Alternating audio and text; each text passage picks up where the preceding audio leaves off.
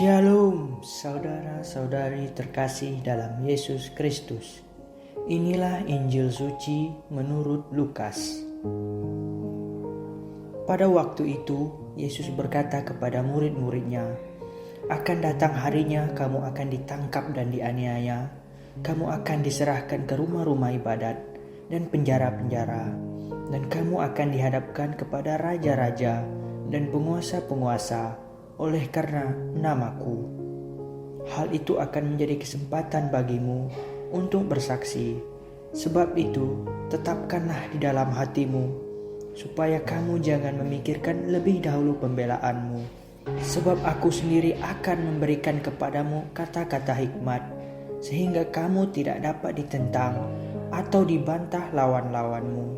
Dan kamu akan diserahkan juga oleh orang tuamu, saudara-saudaramu, kaum keluargamu, dan sahabat-sahabatmu, dan beberapa orang di antara kamu akan dibunuh, dan kamu akan dibenci semua orang oleh karena namaku. Tetapi tidak sehelai pun dari rambutmu, kepalamu akan hilang. Kalau kamu tetap bertahan, kamu akan memperoleh hidupmu." Demikian Injil suci hari ini.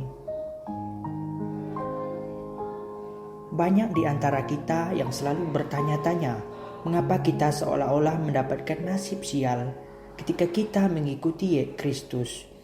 Banyak saudara-saudari kita sering dianiaya karena iman. Bahkan mereka harus mendapatkan perlakuan tak menyenangkan dari saudara-saudari kita yang berkeyakinan lain, mulai dari dilarang beribadah, dilarang membangun gereja, dan bahkan gereja dihancurkan dan sebagainya.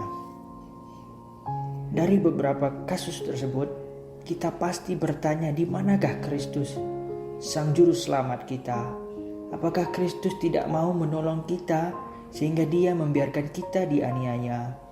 Kita selalu percaya bahwa Yesus akan menolong kita, tetapi dalam kenyataannya malah sebaliknya. Kita sepertinya dibiarkan berjuang sendirian. Bahkan pihak gereja yang seharusnya menjadi garda terdepan dalam membela warganya malah kelihatan tanpa ada usaha untuk membela atau melawan. Situasi seperti ini ternyata sudah dinubuatkan oleh Yesus sendiri. Tetapi sebelum semuanya itu, kamu akan ditangkap dan dianiaya. Kamu akan diserahkan ke rumah-rumah ibadat dan penjara-penjara, dan kamu akan dihadapkan kepada raja-raja dan penguasa-penguasa oleh karena namaku. Yesus sendiri memang sudah mengatakan bahwa kita akan menderita sebagai pengikutnya, dan hal itu dikatakan jauh sebelum kita mengalaminya.